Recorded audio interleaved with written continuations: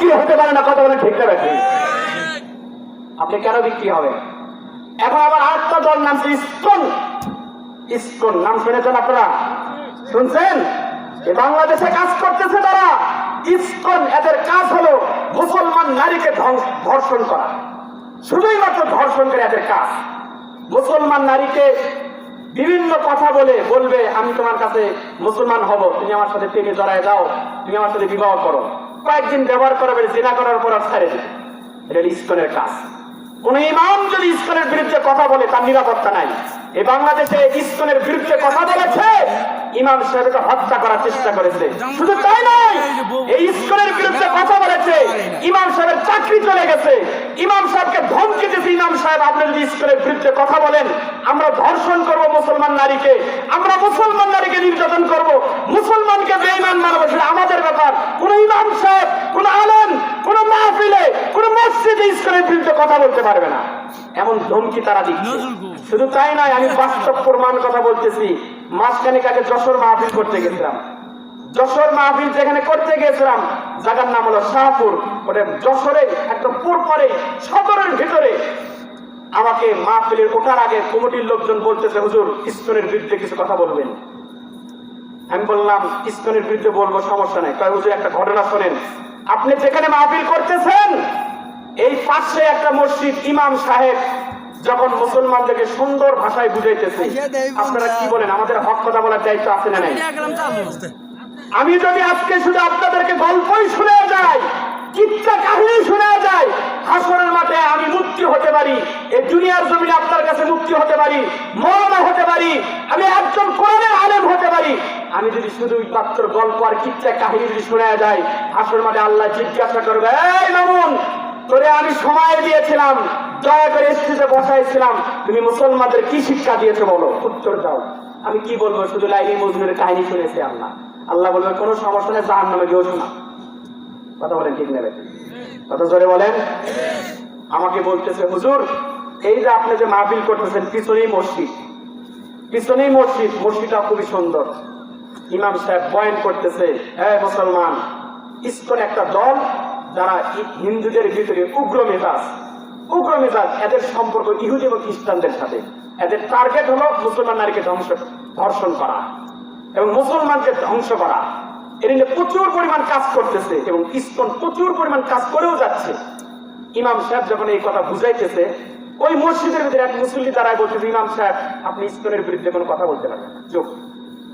ইমাম সাহেব আশ্চর্য হয়ে গেল, ভাই আমি তো সহি কথা বলবো, সঠিক কথা বলবো, এটাই তো আমার দায়িত্ব।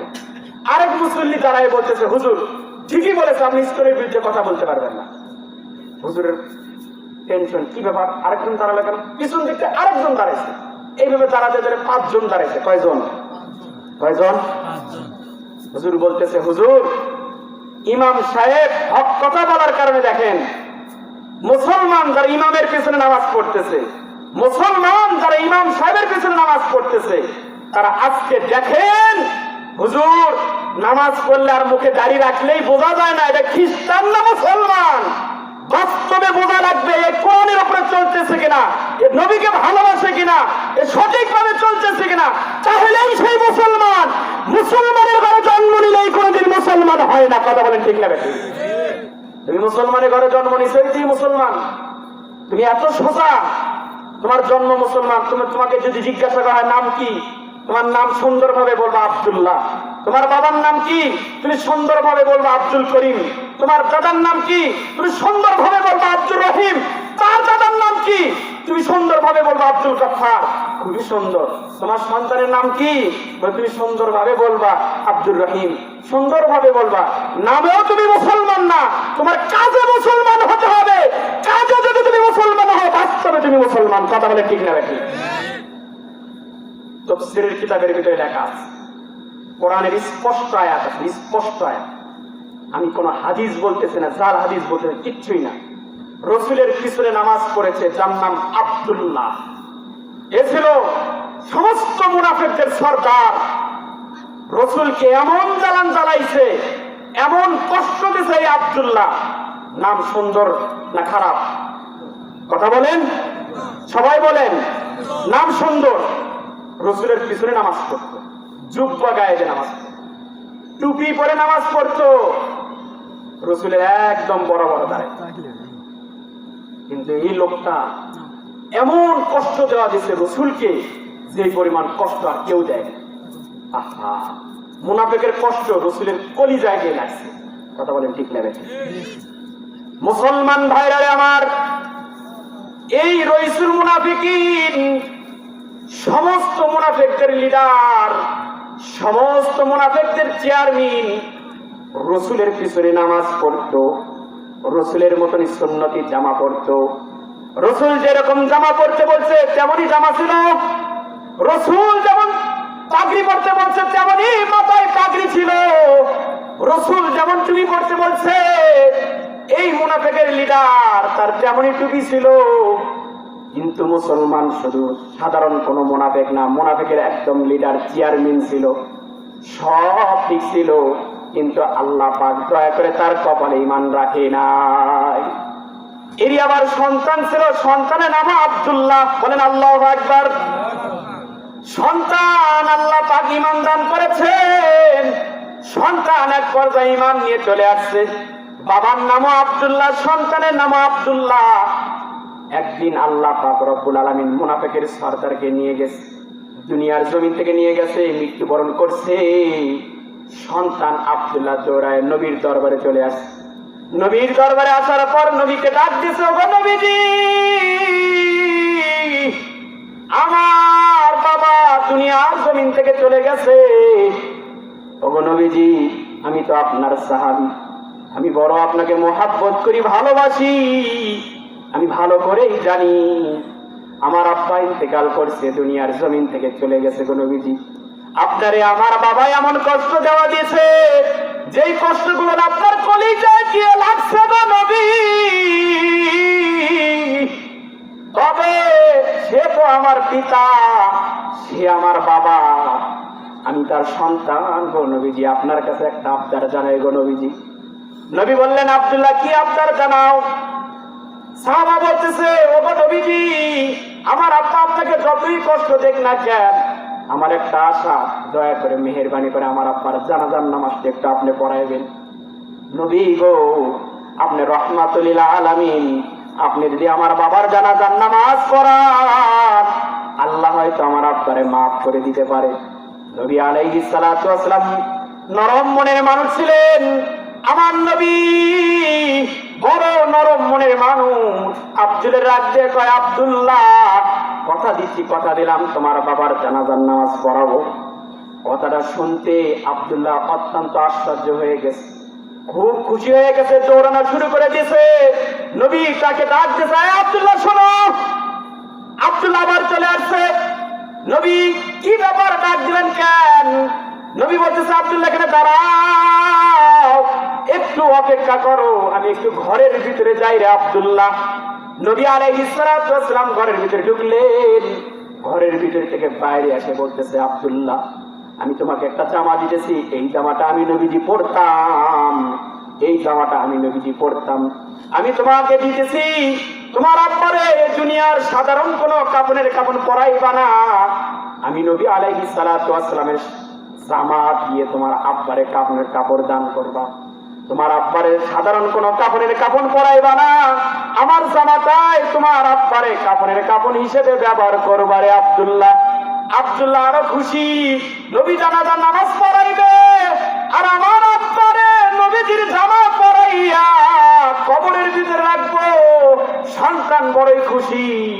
খুশির সংবাদ নিয়ে মদিনার অলিগলিতে এলান শুরু করে দিচ্ছে, এই মদিনাবাসী শুনছো নি, এরে মদিনাবাসী শুনছো নি, আমার আব্বার আজকে জানাজার নামাজ পড়াবে, বিশ্ব নবী নামাজ পড়াইবে। এরে মদিনাবাসী শুনছো, আমার আব্বার জানাজার নামাজ মুহাম্মদুর রাসূলুল্লাহ পড়াইবে। সব মানুষ আশ্চর্য, কি ব্যাপার, মুহাম্মদুর রাসূলুল্লাহ এত বড় মুনাফিকের জানাজার নামাজ কেমনে পড়াইবে?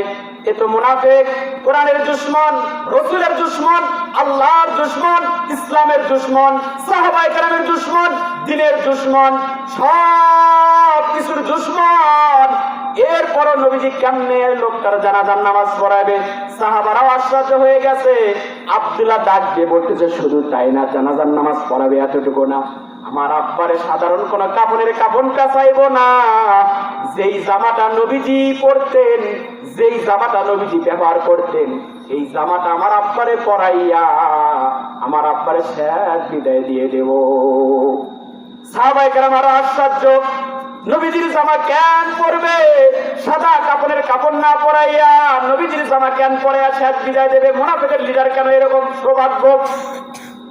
সাহাবা আশ্চর্য হয়ে গেছে, নবীর সামনে তো কোনো কথা বলতে পারে না। সময় হয়ে গেছে, নবী আলাইহিস সালাতু ওয়াস সালাম জানাজায় চলে গেছেন।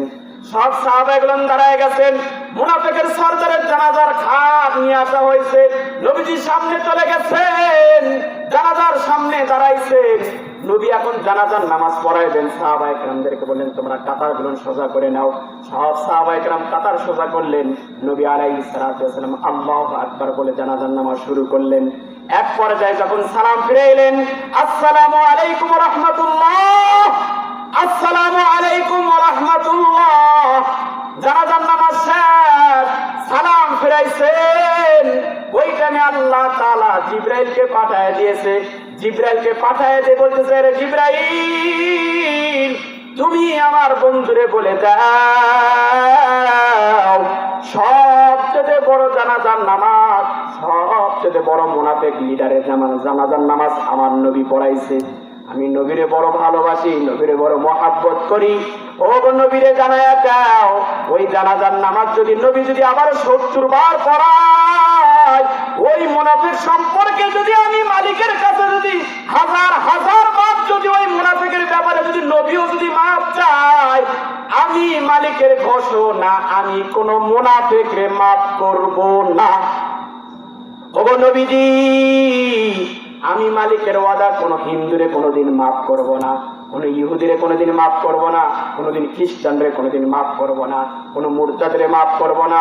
ও নবীজি, আপনি জানাজার নামাজ পড়াইলেও আমি আল্লাহ তাআলা কোনোদিন মাফ করব না।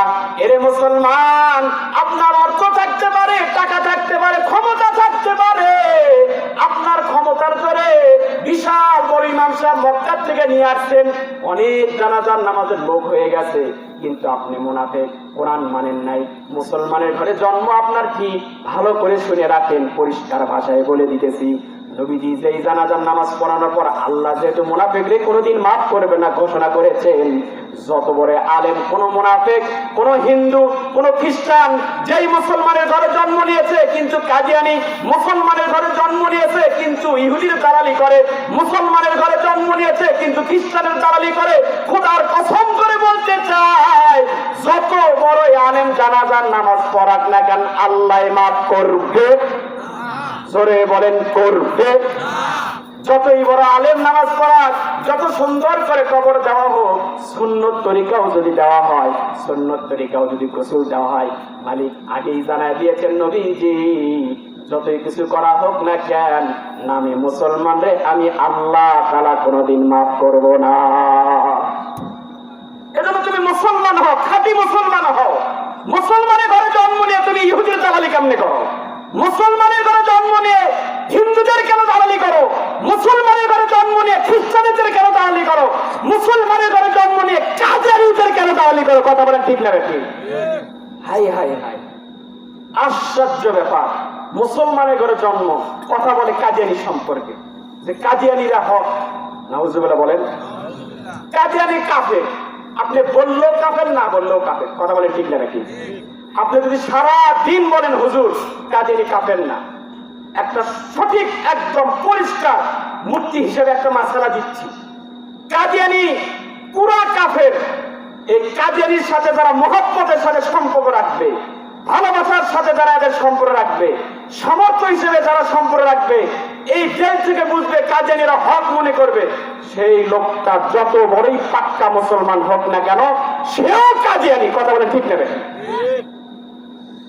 কাদিয়ানীদের জানাজার নামাজ পড়া যায়, কাদিয়ানীদের কবরস্থান মুসলমানের ঘরে, মুসলমান কোন কবরস্থানে যেখানে মুসলমানকে দাফন দেওয়া হয়, মুসলমানকে যেখানে কবর দেওয়া হয়, কোন কাদিয়ানীকে সেখানে কবর দেওয়া শরীয়তের দৃষ্টিতে হারাম। এর সঠিক মাসালা। তুমি মুসলমান হবা, কোন দালালি থাকবে না। আল্লাহ তাআলা আমাকে আপনাকে সবাইকে দিল থেকে ভালোবেসে আল্লাহ আল্লাহর রাসূলকে মহব্বত করার তৌফিক দান করুন। আমিন বলেন, সকলে বলেন আমিন বলেন। ভালোবাসবেন, সাহাবায়ে কেরামদের মতন ভালোবাসবেন, একদম জেল থেকে ভালোবাসবেন। সাহাবায়ে কেরাম ভালোবাসছে, ছোট ছোট বাচ্চারা ভালোবাসছে সাহাবায়ে কেরাম। বুখারী শরীফের হাদিস, বুখারী শরীফের ভিতরে হাদিস আছে, যেদিন বদরের যুদ্ধ হয় কাফেররা 1000, মুসলমান অল্প 300 একটু বেশি, একটু 13, কেউ বলছে 17, একটু বেশি। মুসলমান লোকজন কম, অস্ত্র নাই, শস্ত্র নাই, কিচ্ছুই নাই মুসলমানদের, কাফেরদের অভাব নাই। আবু জেহেল টান টান করে, গলা টান টান করে দেখতেছে আর খুশি হচ্ছে, ঘোড়ার উপরে উঠে খুব খুশি। ওই সময় ছোট্ট বাচ্চা আব্দুর রহমান বিন আউফ বলেন, আমি এক জায়গায় দাঁড়ায় আছি আর মনে মনে চিন্তা করতেছি, বিশাল লোক কাফেরদের, মুসলমান আমরা খুব অল্প সংখ্যক, আবার আমি আব্দুর রহমান বিন আউফের কাছে কিছুই নাই, অস্ত্র নাই, কিছুই নাই, তাহলে আমি কিভাবে টিকবো যুদ্ধের ময়দানে? আবার ডান দিকে তাকায় দেখে একটা পিচ্ছি, বাম দিকে তাকায় দেখে আরেকটা পিচ্ছি, হাই হাই রে, আমার কাছে অস্ত্রই নাই, আর ডান দিকে এক পিচ্ছি, বাম দিকে এক পিচ্ছি, আরো ভয় যায়। আব্দুর রহমান বিন আউফ বলেন, বুখারী শরীফের ভিতরে আছে, ডান দিকের এক পিচ্ছি আমাকে বলতেছে, চাচা আমার তারিফুনি আবু জাহেল। ও চাচা, পিচ্ছি বলতেছে, চাচা আবু জাহেলরে চেনেন? আমি বললাম, ভাতিজা মা হাজাতুকা আবু জাহেল, ভাতিজা তুমি আবু জাহেল দেখি করবা? ছোট্ট পিচ্ছি বলতেছে, এই 6 বছরের বাচ্চা, 5 বছরের বাচ্চা আব্দুর রহমান বিন আউফকে বলতেছে, চাচা আমি শুনছি এই আবু জাহেল নাকি মুহাম্মদুর রাসূলুল্লাহ সবচেয়ে বেশি কষ্ট দিয়েছে, এই আবু জাহেল নাকি মুহাম্মদুর রাসূলকে সবচেয়ে বেশি গালি মারছে, এই আবু জাহেল নাকি মুহাম্মদুর রাসূলকে লাঠি দিয়েছে, এই আবু জাহেল নাকি মুহাম্মদুর রাসূলকে ছুটু দিয়েছে, এই আবু জাহেল নাকি মুহাম্মদুর রাসূলকে বাধা দিয়েছে, এই আবু জাহেল নাকি মুহাম্মদুর রাসূলের পাথর নিক্ষেপ করেছে। আমি ছোট্ট বাচ্চা ওয়াদা করেছি, এই আবু জাহেল আজকে না মেরে, এই আবু জাহেলের দুনিয়ার জমিন থেকে বিদায় না করে আমি ছোট্ট বাচ্চা বাড়িতে ফিরবো না। আল্লাহু আকবার বলেন। আব্দুর রহমান বিন আউফ বলেন, আশ্চর্য ব্যাপার, বুখারী শরীফের ভিতরে আছে, আমি বাম দিকে তাকাইলাম, আব্দুর রহমান বিন আউফ বলেন আমি বাম দিকে তাকাইলাম, ওই বামসারের বাচ্চাটাও 5 বছরের 6 বছরের বাচ্চা আমাকে ডাক দিয়ে বলতেছে, আমার তারিফুনি আবু জাহেল, ইয়া আম্মি, ওগো চাচা যান, আবু জাহেল আপনি চিনেন? আমি ওই ছোট বাচ্চারও ডাক দিয়ে বললাম, ভাতিজা তুমি আবু জাহেলের দিয়ে কি করবা? ছোট বাচ্চা ওটা ডাক দিয়ে বলতেছে, চাচা ও চাচা, শুনেছি, মার মুখ থেকে শুনেছি গো চাচা, এই আবু জাহেল নাকি আমার নবীর সবচেয়ে বেশি কষ্ট দিয়েছে, এই আবু জাহেল নাকি আমার নবীর সবচেয়ে বেশি আঘাত দিয়েছে, এই আবু জাহেল নাকি আমার নবীর সবচেয়ে বেশি আঘাত দিয়েছে। ও চাচা, ইরাদা করেছি, ইচ্ছা করেছি, ছোট হতে পারি ঠিক, আবু জাহেল এই বদরের ময়দান থেকে বিদায় না করে আমরা মার কোলে আর ফেরত যাব না। আল্লাহু আকবার বলেন। আব্দুর রহমান বিন আউফ বলেন, আমি সঙ্গে সঙ্গে এই জুড়ে ছোট্ট বাচ্চারে টাকা দিলাম, ওই যে ঘোড়ার উপরে চলে আসে ওটাই আবু জাহেল। এ কথা বলতেই আব্দুর রহমান বিন আউফ বলেন, পাখির মতন দুধের বাচ্চা দৌড়ায় চলে গেল আবু জাহেলের কাছে। আবু জাহেলের কাছে যাওয়ার পর আবু জাহেল যে ঘোড়ার উপরে উঠে আছে, ঘোড়ার পায়ের উপরে আঘাত করছে, আঘাত করার লগে লগে আবু জাহেল ঠাস করে জমিনে পড়ে গেছে। আল্লাহু আকবার বলেন। মুসলমান ভাইরা আমার, ছোট্ট বাচ্চা আবু জাহেলের হাতের উপর আঘাত করছে, আঘাত করার পর আবু জাহেল এবার জমিনে পড়ে গেছেন, বলেন আল্লাহু আকবার। এ মুসলমান, আবু জাহেলের সন্তান তাকায় দেখে আমার আব্বারে মারে, দুটো সন্তান, ছোট ছোট বাচ্চারা আমার আব্বারে মারতেছে। আবু জাহেলের সন্তান চলে আসে, আবু জাহেলের সন্তান আসার পর ওই ছোট সন্তানের উপরে আঘাত শুরু করে দিয়েছে, তরবারি দ্বারা আঘাত করতেছে। কিতাবের ভিতরে লেখে, ছোট্ট বাচ্চা একটা বাচ্চার হাতের উপরে আঘাত লাগছে, এই আবু জাহেলের সন্তান যখন ছোট্ট বাচ্চার হাতে আঘাত করছে, ছোট্ট বাচ্চার হাত কেটে চলে গেছে, কিন্তু চামড়াটা বাজে আছে, হাতটার জমিনে পড়ে নাই, চামড়াটা ঝুলতেছে। ছোট বাচ্চা তখন চিন্তা করে, আবু জাহেলও শেষ করে দেব, আবু জেহেলের ছেলেরেও দুনিয়ার জমিনে শেষ করে দেব। আল্লাহু আকবার বলেন। কিতাবের ভিতরে লেখে ছোট্ট বাচ্চা তখন আবার সাহস হয়ে আল্লাহু আকবার বলে তরবারে হাত উঁচু করেছে, কিন্তু মুসলমান হাত তো অর্ধেক কাটা, শুধুই ঝুলতেছে ঝুলতেছে। 5 বছরের বাচ্চা, কিতাবের ভিতরে লেখে 5 বছরের বাচ্চা নিজের পায়ে নিচে হাতটা বাজায় দিয়ে ছোট বাচ্চা এমন ধরে টান দিয়েছে, ছোট বাচ্চার হাত থেকে হাত আলাদা হয়ে গেছে। আরেক হাত দিয়ে তরবারি নিয়ে আবু জেহেলের সন্তানের দিকে ধাওয়া করেছে।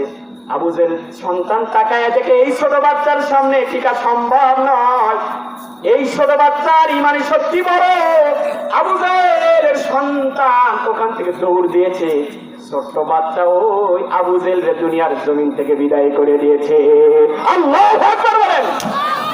এরে মুসলমান, ছোট ছোট বাচ্চারা ইসলামের জন্য কত কিছু করেছে। আজকে আমার ছোট বাচ্চা নবীর নামও পর্যন্ত জানে না। কথা বলেন ঠিক না ঠিক?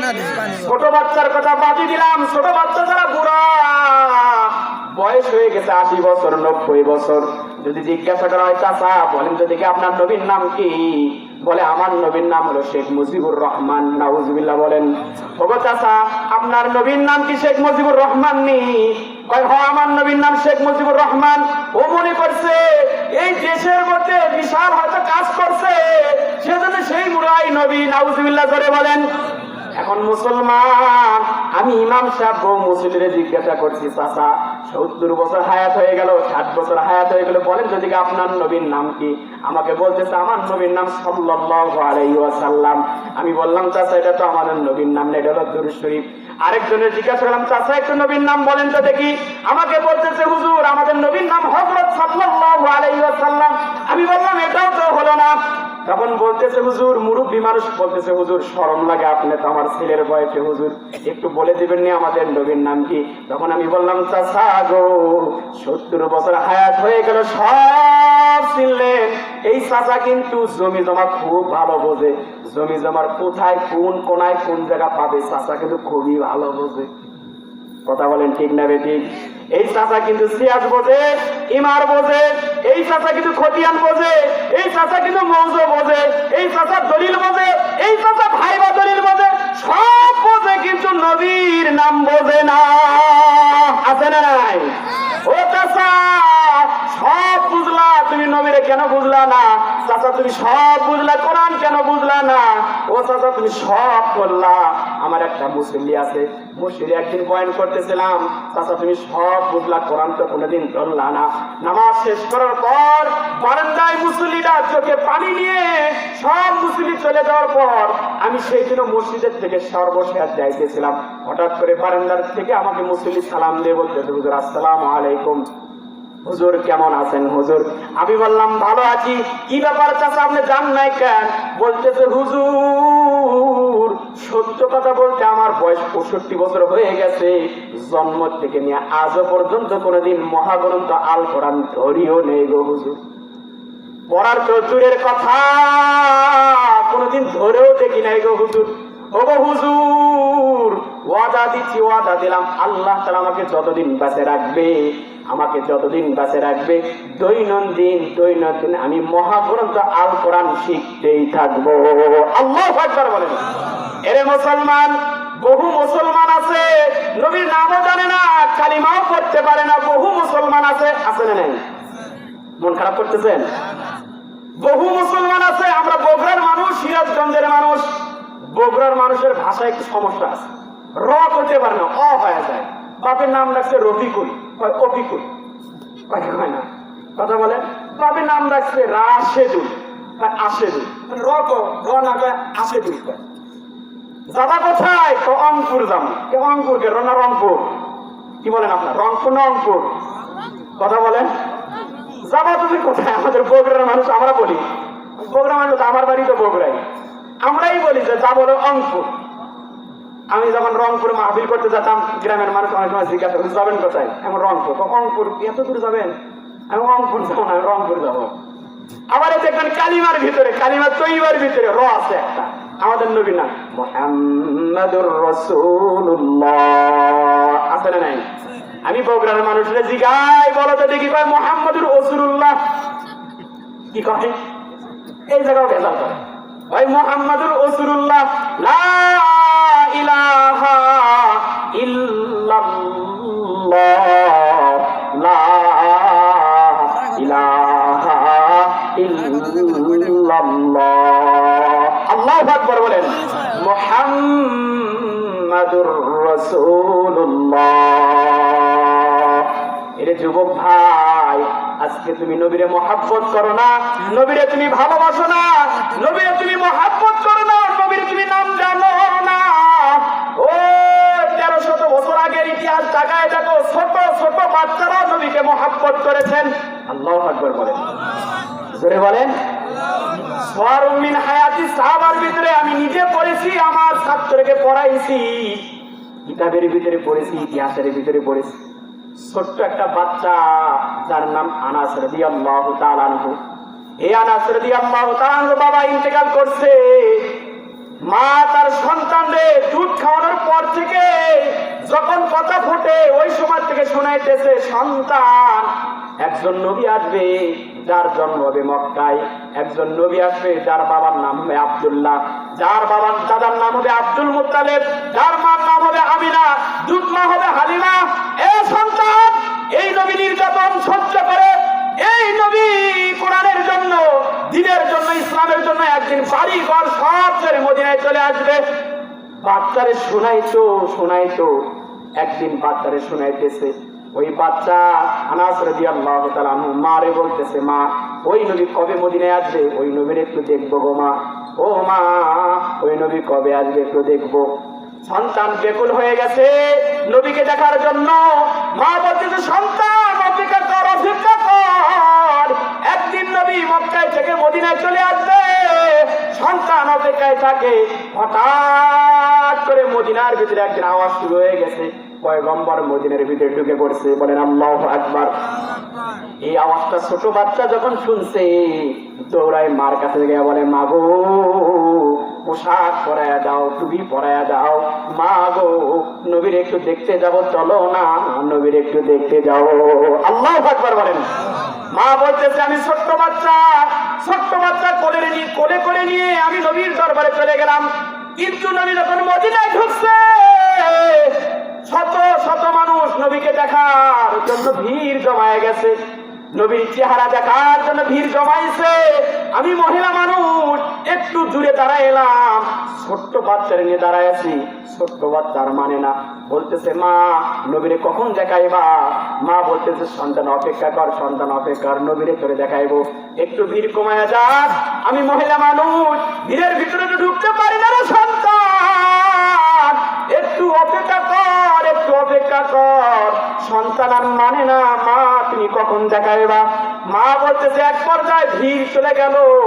আমি নবীজির সামনে সন্তানরা যখন নিয়ে গেলাম, সন্তান তাকায় দেখি বাছুর যেমন গরুর দুধ খাওয়ার জন্য লাফাইতে থাকে, বকরির বাচ্চা যেমন দুধ খাওয়ার জন্য লাফাইতে থাকে, আমার বাচ্চা খুশিতে আত্মহারা হয়ে লাফাইতেছে। নবীরে দেখলাম, কি যে আনন্দ, কি যে খুশি। আমার সন্তান এত পরিমাণ খুশি হয়ে গেছে। মা সন্তানের দিকে তাকায় দেখে, নবীজির দিকে তাকায় বলতেছে, ও নবীজি, এই যে সন্তানটা দেখতেছেন, এই সন্তান আপনারে বড় মহাব্বত করে, আপনারে বড় ভালোবাসে গো নবীজি। ও নবীজি, আমি গরিব মানুষ, এই সন্তানের বাবা দুনিয়ার জমিন থেকে বহু আগে চলে গেছে গো নবীজি। নবী গো, এই সন্তানের কোলে নিয়ে আপনার কত কথা বলেছি, আপনার সম্পর্কে কত প্রশংসা করেছি, সন্তানটা আপনার প্রতি মহাব্বত জমায়ে গেছে গো নবীজি। এরে মুসলমান, ও পর্দার আলে মা, ও বোন, তুমি তোমার সন্তানরে আজ পর্যন্ত নবী চিনাইলা না গো বোন। ও মা, তুমি সিনেমা চিনাইলা, সন্তানরে তুমি টিভি দেখাইলা, মোবাইলের ভিতরে সন্তান যখন কান্না করে তুমি ছবি দেখাও, নায়ক নায়িকার নাম তোমার সন্তানের মুখস্থ করে দাও, এটা অমুক নায়ক, এটা অমুক নায়িকা, এর বাড়ি ভারত, এর বাড়ি পাকিস্তান, এর বাড়ি বাংলাদেশ, সুন্দর সুন্দর করে তুমি সন্তানের শিখাইলা, নবীর নাম তুমি আজ পর্যন্ত সন্তানের শিখাইলা না। এই জন্য যে দেখা যায় সন্তান বড় হওয়ার পর নায়ক নায়িকারে চেনে, মা তোমারও চেনে না, নবীরও চেনে না। ঠিক না ঠিক? মায়ে বলতেছে, ওগো নবীজি, এই সন্তানের বাবা বহু আগে দুনিয়ার জমিন থেকে চলে গেছে। এই সন্তান আপনার প্রতি বড় মহাব্বত, বড় ভালোবাসা জমে গেছে গো নবীজি। আমি আপনার কথা বহু শুনাইছি, বহু আলোচনা শুনাইছি, আপনার প্রতি একটা মহাব্বত ভালোবাসা জমে গেছে গো নবীজি। ওগো নবীজি, আমি গরিব মানুষ, এর বাপ যেদিন মৃত্যুবরণ করে সেই দিন ঘরের ভিতরে কিছু রাখে নাই। আমি গরিব মানুষ, আজকে আজকে আপনার কাছে বহু মানুষ হাদিয়া দিয়েছে। আপনি মক্কা থেকে মদিনায় আসছেন, মক্কা থেকে মদিনায় চলে আসছেন, বহু মানুষ আপনার কাছে হাদিয়া দিয়েছে, আমি কিছুই দিতে পারলাম না। ওগো নবীজি, মেহেরবানিকে দয়া করে এই সন্তানের আমি লালন পালন করছি, দুধ খাওয়াইছি, বকে নিচ্ছি, এই সন্তানের দিকে তাকাইয়া আমি স্বামী ভুলে গেছি, আমি বাপ ভুলে গেছি, মা ভুলে গেছি। ওগো নবীজি, আপনার মহাব্বতে ভালোবেসে আমি আমার কোলের সন্তানটাকে আপনাকে হাদিয়া দিয়ে দিলাম। আল্লাহু আকবার বলেন। সাইয়্যিদুল কাওনাইন খাতামুল মুরসালিন আখিরা মুদবুদ ফখরুল আউয়ালিন সুজু ওয়াজুদাত রাহমাতুল লিল আলামিন মসজিদে ও শুদ হামারো এ জমিন। সব ভুলিব কিন্তু তোমায় বলতে পারি না, ঠিক কিনা? সব ভুলিব কিন্তু তোমায় বলতে পারি না। সোনার মদিনা